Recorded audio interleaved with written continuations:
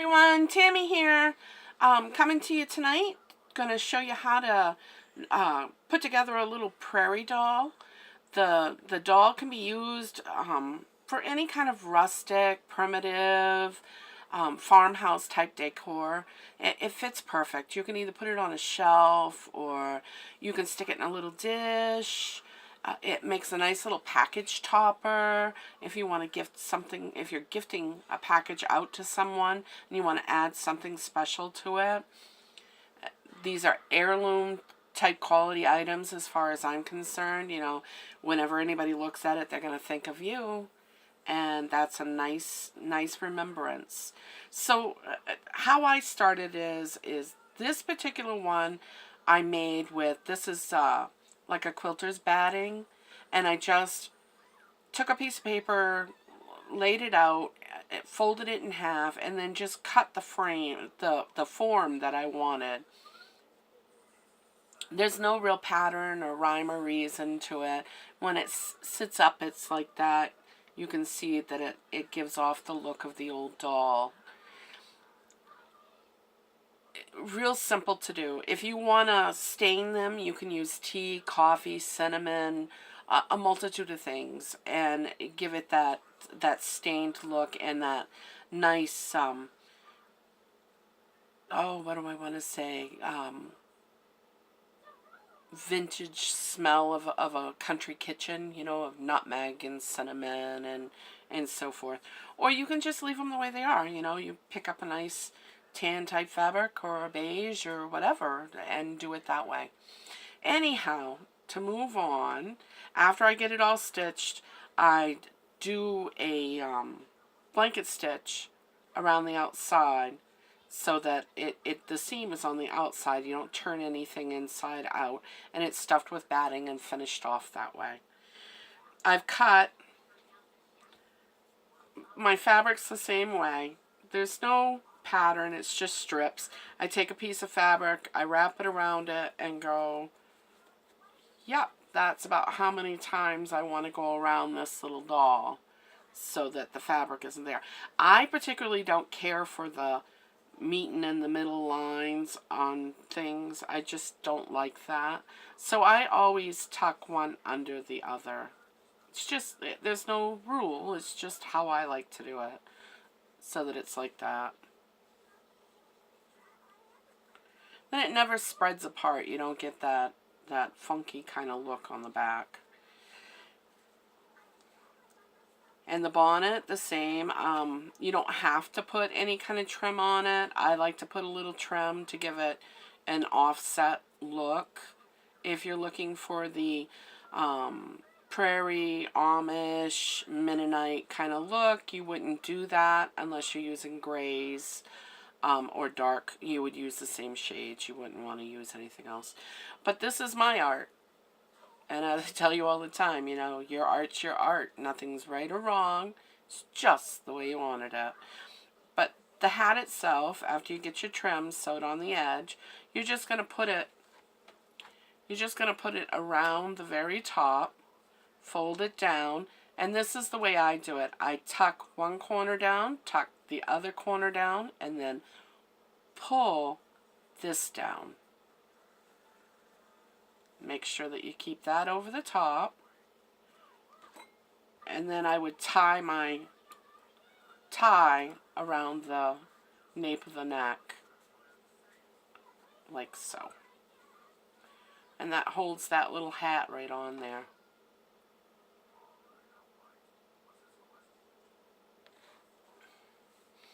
Alright, I'm going to show you how to do it.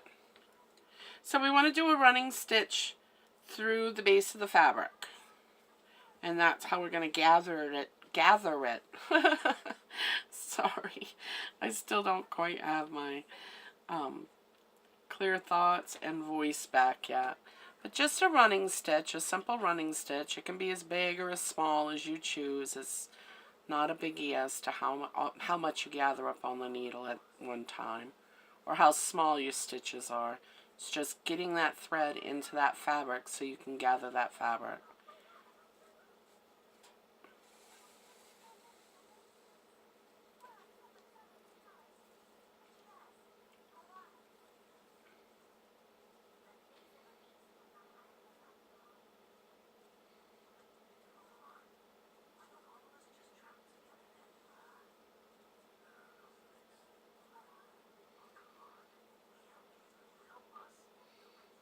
Just like that. Pretty simple so far.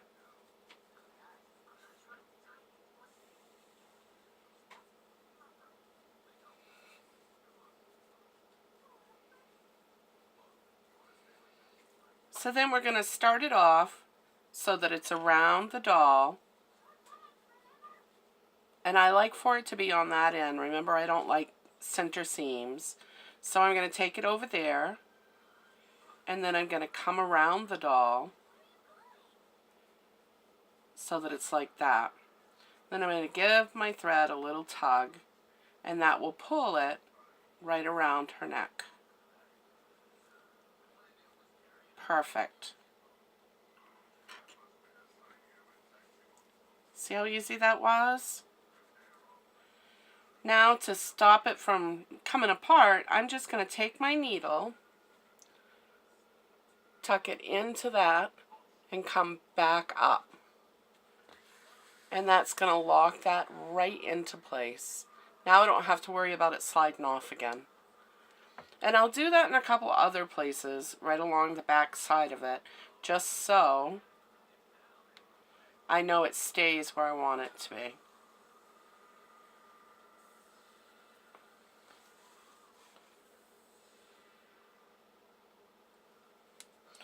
And then in the front, I'll make sure my little gathering places are where I want them, you know, that they're not all over on one side, because it does make it look kind of funny.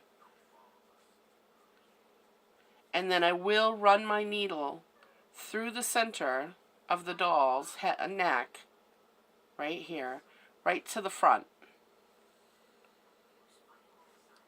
Pull it out through.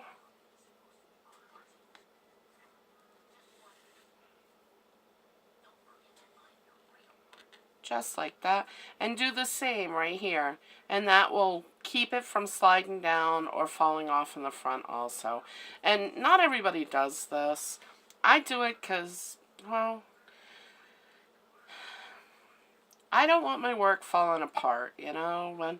When somebody buys it from me, or if I gift it to somebody, I want them to be happy with it for a long time. I don't want it to just fall apart and them go, oh, well, that was nice. Sometimes I might go over to the side. I am on this one because it seems like it's a little puffy over there. So I'm just going to put a place right there. All right, and then I'm going to call it good, because I could sit here and pick at this all night long.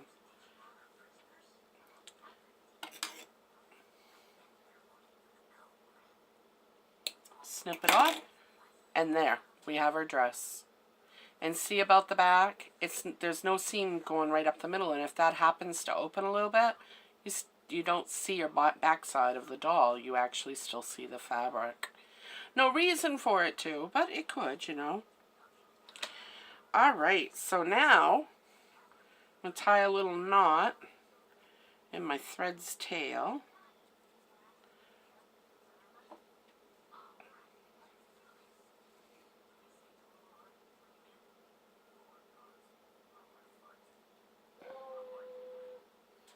There's my Scooby.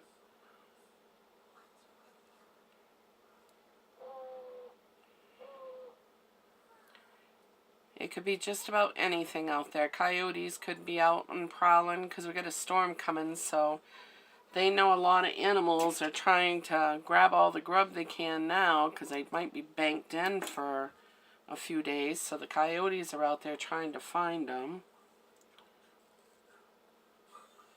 And Scooby just kind of warns them, don't come over here, because it's not a place for you.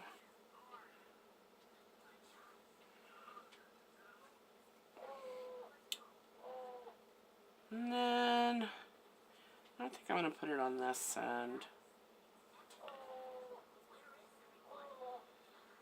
And this is just as simple. I still do the same running stitch just to put this on the top, and it doesn't take that long, really.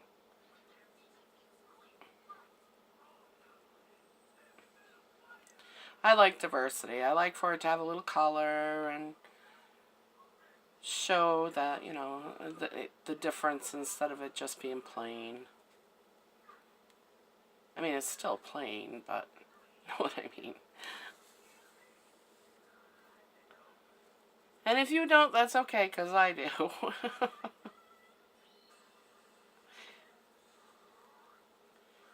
Couple more stitches. And it doesn't, like I said, you don't have to have little, tiny, perfect running stitches. They can be big, loopy ones, because it's going to lay flat, and it's never going to, it's not something that's meant to be moved. It's not going to come on and off of the doll all the time. It's a decorative, you know, it's not a toy. So, there. See how easy that was? Now, make sure you got the front side of your doll, not the side that opens in the back. You're going to decide, well, even it up first, because you don't see how that's one side's longer than the other. You don't want that. So try to get your sides so they're nice and even, and then decide where you want her. I think that looks really good. See how I have it? Where the face kind of sets back just a little bit. Now, I still have this attached. And what I'm going to do is go all the way through the neck. And it's hard when you got a short needle, like I have for some reason. I normally have my longer needle that would feed right through, but I grabbed this one. And I go all the way through anyway. Take your time. Nothing needs to be rushed. And now you've got your it's locked in there. You've got your first stitch. Again, just put these together in the back like so, and then fold this flap so that it comes down nice and square. Almost like a nun's type. See?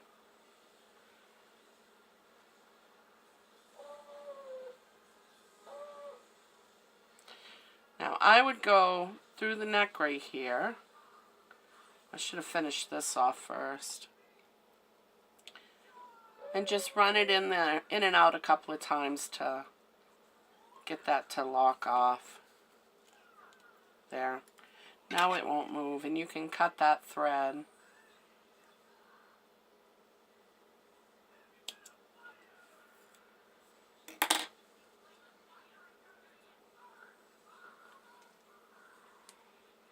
Isn't she cute?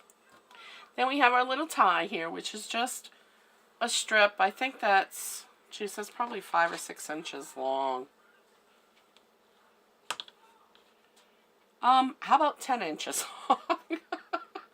I guess my math's way off too. Sorry.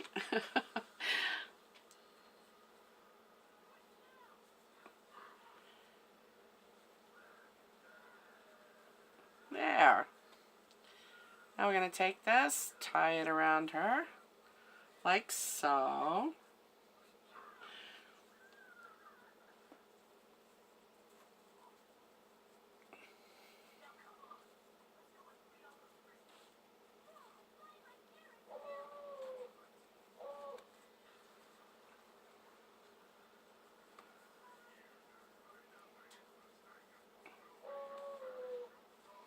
And she's done. She's absolutely done. You don't have to do anything else. She's perfect. Don't you think she's cute? I think she's sweet. Now I'll show you one that I finished and some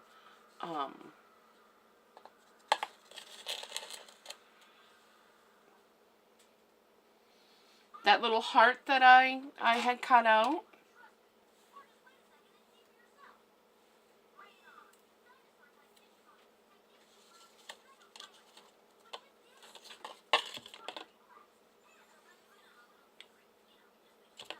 So it makes a nice little bowl setter. You can put her on the shelf, or you can tuck her in a bowl, and with a couple extra hearts to go with her. Or if you wanted to, you could put an Easter egg or a carrot or just about anything.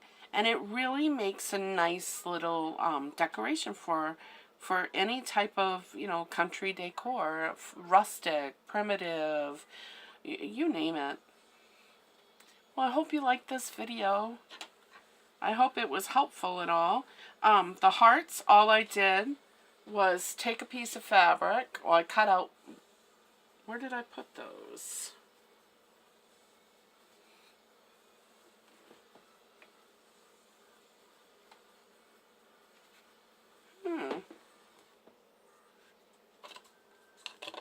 Well, I don't know where I set them all, but I can show you with this one.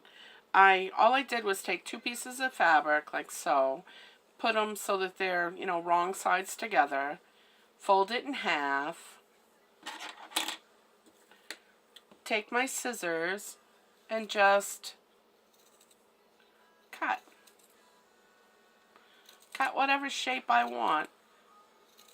This one will be a heart.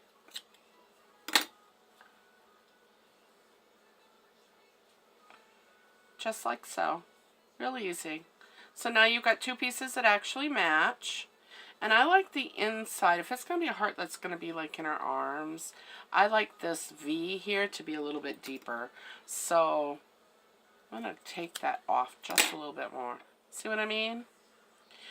So then you're going to stitch on the outside with a regular blanket stitch.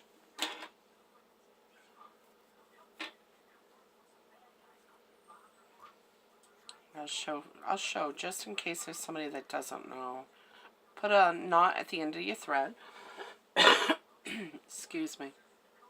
I'm still a little congested. I'm getting over it though. Boy, it was a big one. It was a battle of a bug. Alright, just like that. You're going to go through the inside, on the inside of one piece.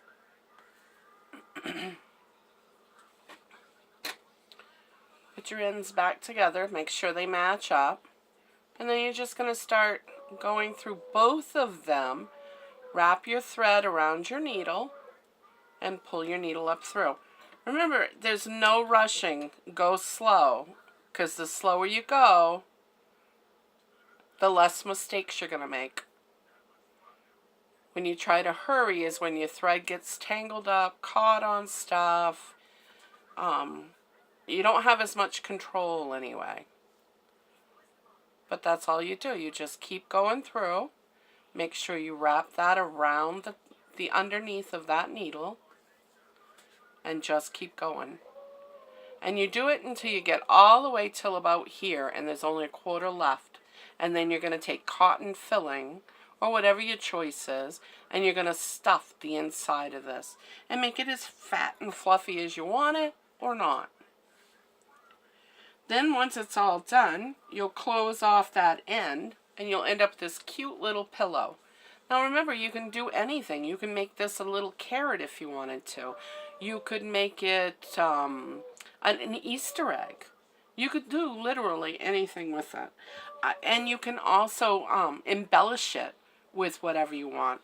I put twine on these. I just really like that look. So I took a piece of twine. I started out wrapping it around one end heart, and then I went one way with one and around the other one till I had it wrapped the way I wanted it. No rhyme or reason, and then I just tied it off and put a little knot with the 2 ends in the front. See? Easy peasy. And it looks really, really sweet. This is one of my gourd bowls from back in the day. I used to do a lot of gourd art. Isn't it cute? Alright, again, I hope you enjoyed this, and not only enjoyed it, but I hope that you gained something from it, that you'll be able to make something on your own, that I was able to explain it or make it understandable. Thumbs up, please. If you're a subscriber, thank you. If you haven't subscribed yet, go ahead and click on the subscription button. Don't forget to click that bell. By doing that, everybody asks, why the bell? Well, the bell is what notifies you when I put a new video out. And right now, I have a challenge going for myself. A lot of people did New Year's resolutions. I don't call it a New Year's resolution. It is a goal, and my goal is for every day this month, I'm putting a video out. I can't promise you what the video will be on, but there will be a video put out every day this month. Alright, so far, I think today's the 5th, and I've put 5 videos out. This will be the 5th one. Thanks for watching. Pass it on to your friends. I'm on Pinterest, Facebook, Twitter, and Instagram. Instagram is like one of my favorite places to be. Alright, see you tomorrow.